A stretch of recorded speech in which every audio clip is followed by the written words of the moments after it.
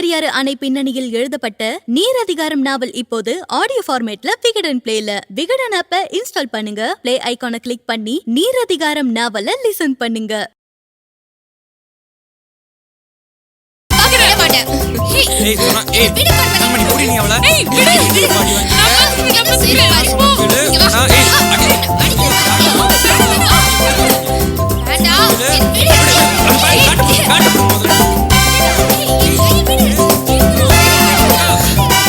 என்னம்மா ஏன் அமைதியா இருக்க? மனசு நிறைஞ்சிருக்குமா. இந்த மாதிரி சந்தர்ப்பத்தை நான் என் மனசுல எவ்வளவு வாட்டி நினைச்சு பார்த்திருக்கேன் தெரியுமா? அதான் விடுமா, எல்லாத்தையும் மறந்துட்டு நீ அவங்களோட சந்தோஷமா இருப்போ.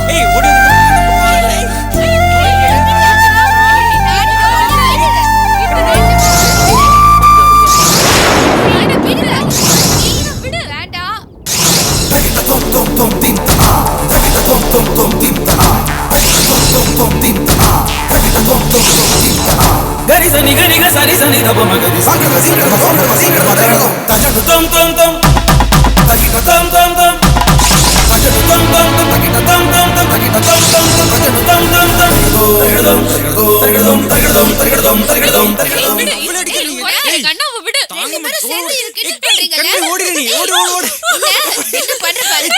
ஏய் தலை நோக்கவா ஏய்.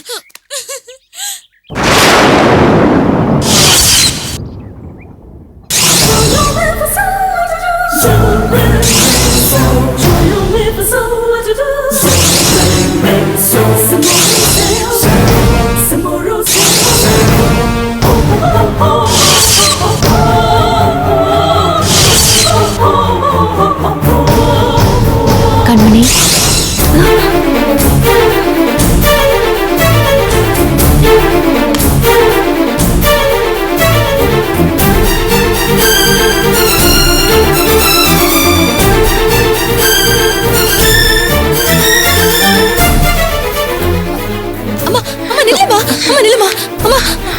நான் என்னமா தப்பு பண்ண?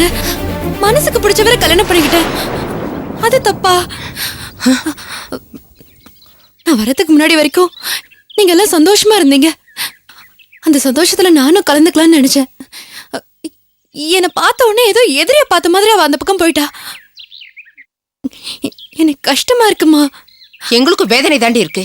உன் மூஞ்ச பார்த்தாலே எனக்கு வயிறு எரியுது. அப்படி வெறுக்கிற அளவுக்கு நான் என்னமா பண்ண? வெறுப்பில்லடி, வேதனை. பெத்தவளால பிள்ளைங்களை எந்த காலத்திலும் வெறுக்க முடியாது. ஆனா நீ பண்ண காரியத்தினால வேதனையா இருக்கு.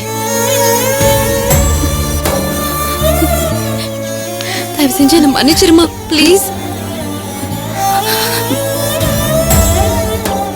மேகலா அக்கா தான் நீங்க வர சொன்னாங்கம்மா.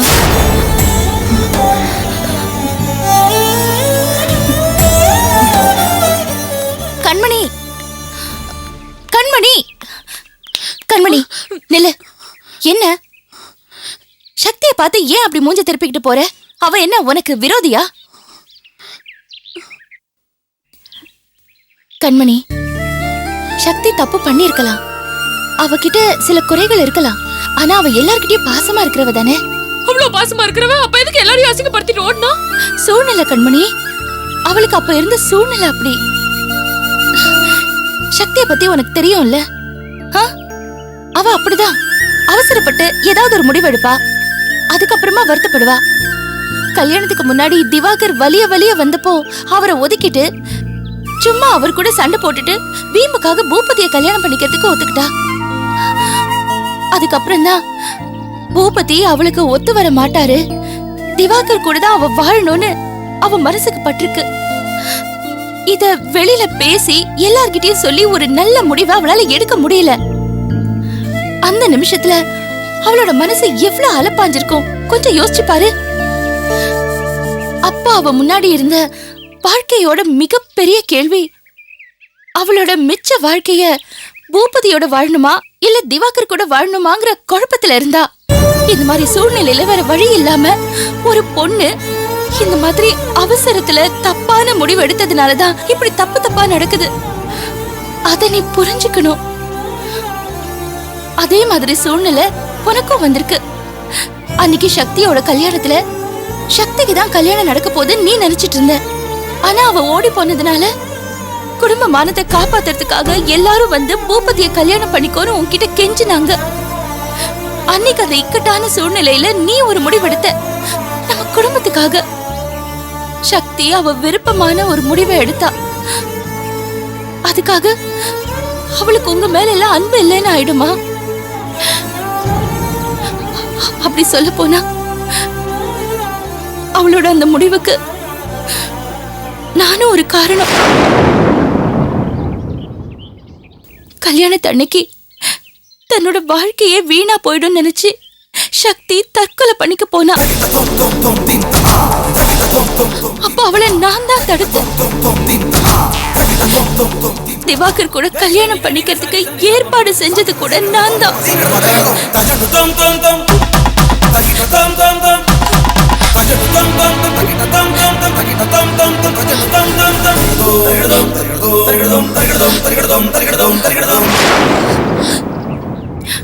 அப்போ நீ சக்தியை ஒதுக்குனா என்னையும் தான் ஒதுக்கணும். அதுதான் நியாயம். கண்மணி, வேண்டாம் கண்மணி.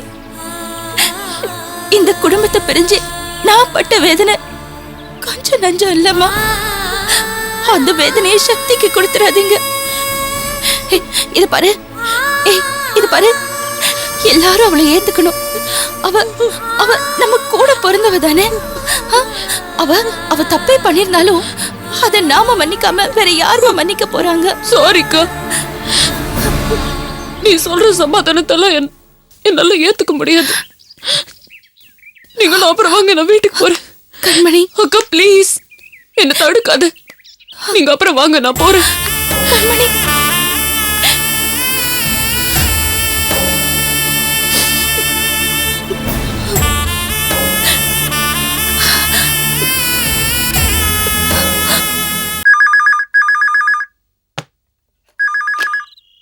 ஹலோ, சதாசிவம் சாருங்களா? ஆமாம் சதாசிவம் தான் பேசுகிறேன் சார், நாங்கள் டிராவல்ஸ் கம்பெனிலேருந்து பேசுகிறோம். எல்லாரும் வந்தாச்சு, நீங்கள் ஒரு ஆள் தான் வரணும். இதோ நாங்கள் புறப்பட்டோம், வந்துடுவோம். சார், ரொம்ப நேரம் வெயிட் பண்ண வச்சிடாதீங்க சார். கண்டிப்பாக வந்துடுறோம். யாருங்க போன்ல? டிராவல்ஸ்லேருந்து பேசுகிறாங்க. எல்லாம் ரெடியாக இருக்காங்களா? நீங்கள் வரலையான்னு கேட்குறாங்க. இதோ வந்துடுறோன்னு சொன்னேன். ஆமாம், எங்கே இவங்க ரெண்டு பேரும்? இருந்தால் சாவி கொடுத்துட்டு போயிடலாமே. இவன் இன்னும் ஆபீஸ்ல இருந்து வரல. சக்தி யாருக்கு தெரியும்? ஏதோ போன் வந்துச்சு, எடுத்தா பேசுனா கிளம்பி போயிட்டா. எங்கே போகிறேன்னு கேட்டிருப்பியா நீ? அடேங்கப்பா, கேட்ட உடனே சிரிச்சுக்கிட்டே பதில் சொல்லிட்டு தான் மறுவேலை பாப்பா உங்க மருமக. கேட்டேன், இத வரேன் பக்கத்துல தான் போறேன்னா அவசரமா பதில் சொல்லிட்டு போனா. அவ பதில் சொன்ன லட்சணத்தை பார்த்தா அவகிட்ட கேள்வியே கேட்கணும்னே தோணல. என்னமோ நான் இங்க இருந்தா அவங்க நிம்மதி கெட்டுடும்னு பெருசா சிந்திச்சு டூருக்கு வான்னு கூப்பிட்டீங்க. சரி, நானும் கிளம்புனேன். சரி, பெரியவங்க ஊருக்கு போறாங்களே, இருந்தா அனுப்பி வைப்பங்கிற எண்ணம் ஒரு பொம்பளைக்கு வேண்டாம்? இதோ வந்துட்டானே. வாடாப்பா வா. நீயும் வரல, உன் பொண்டாட்டியையும் காணோம். இவர் என்னடனா ஏன் தலைய போட்டு உருட்டுறாரு. என்னப்பா சக்தி எங்க? வெளியே போனது உன் பொண்டாட்டிடா. அவதான் பொறுப்பா எங்க போனாலும் சொல்லிட்டு போகணும். அதட்டி கேட்கறதுக்கு எங்களுக்கு எங்கடா ரைட்ஸ் இருக்கு? துர்கா, சக்தி வந்துட்டா. இதோ அவளே வரா, அவகிட்டே கேட்டுக்க. என்ன சக்தி, சொல்லாம கொள்ளாம எங்க போன? நினைச்சா போறது, நினைச்சா வர்றது. கேட்கறதுக்கு யார் இருக்கா? எவ்வளவு விட்டேத்தியா நிக்கிறா பாருங்க. எப்படியோ போட்டோம். ஏங்க கிளம்புங்க போலாம்.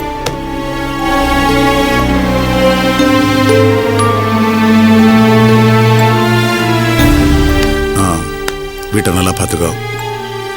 நாங்கள் ஊர் சுற்றி பார்க்க போகல, உங்களுக்கு பிரைவசி வேணுங்கிறக்காகத்தான் போகிறோம். நீங்கள் ரெண்டு பேரும் மனசை விட்டு பேசி ஒருத்தர் புரிஞ்சுக்க முயற்சி பண்ணுங்க. அதான் முக்கியம். கல்யாணம் முடிஞ்ச முதல் 1-2 வருஷம் எல்லாருக்குமே ரொம்ப சந்தோஷமான காலகட்டம். காலேஜ் லைஃப் மாதிரி.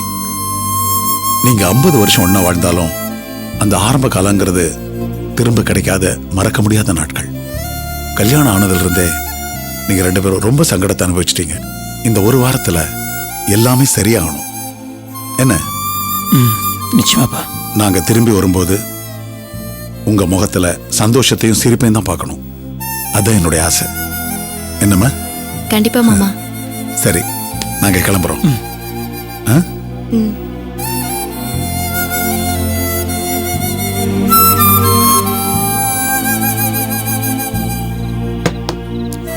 நீ ஏறுமா.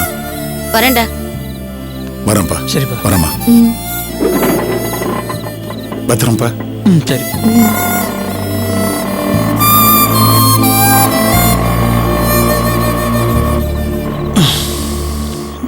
பா.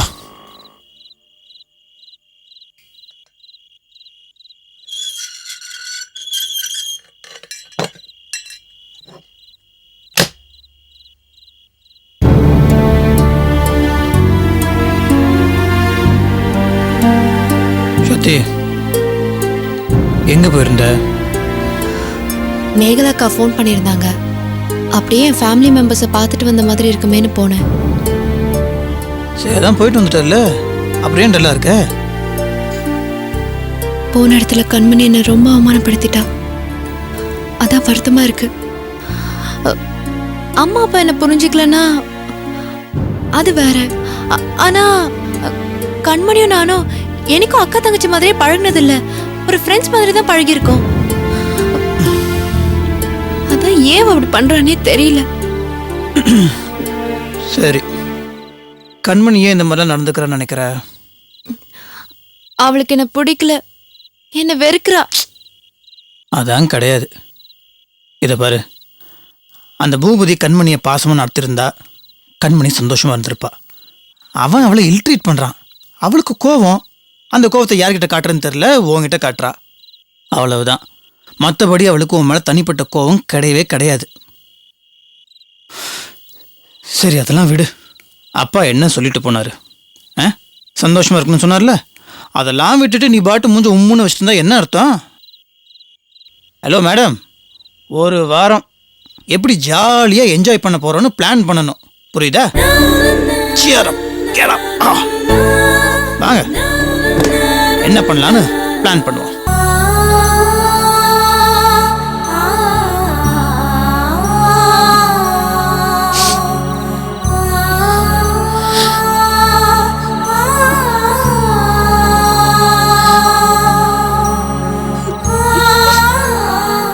கண்மணி, என்ன இந்த நேரத்துல?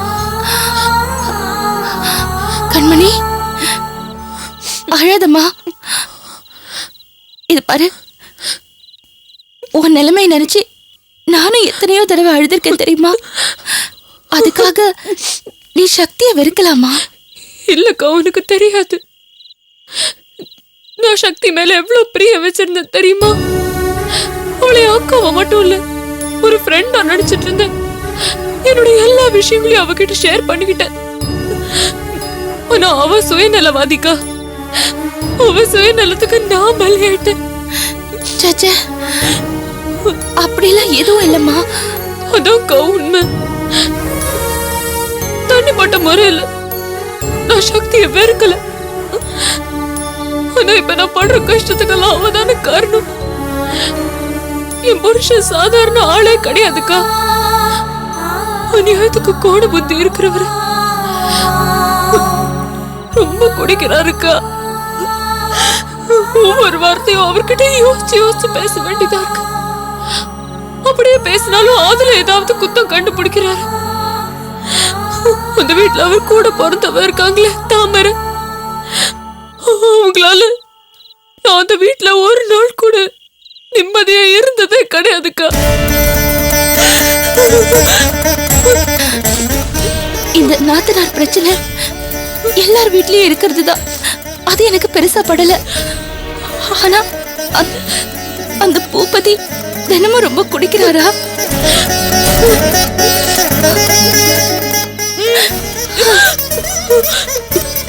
கல்யாணம் ஆன அன்னைக்கு அடுத்த நாள் அப்பா ஹாஸ்பிட்டல்ல இருந்தாரு.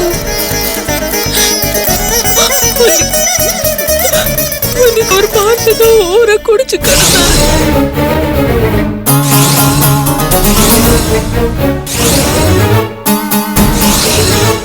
நான் போன் பண்ணப்போ இந்த பார்ல வேலை செய்யற பையன் தான் போன் எடுத்தான். அதுக்கப்புறம் நான் போய் அவரை கூட்டிட்டு ஆட்டோல வீட்டுக்கு போய் சேர்றதுக்குள்ள போதும் போதும் ஆயிடுச்சுக்கா. ஐயோ, இந்த மாதிரி வேற யாருக்காவது நடக்குமா? எனக்கு நடந்திருக்கு.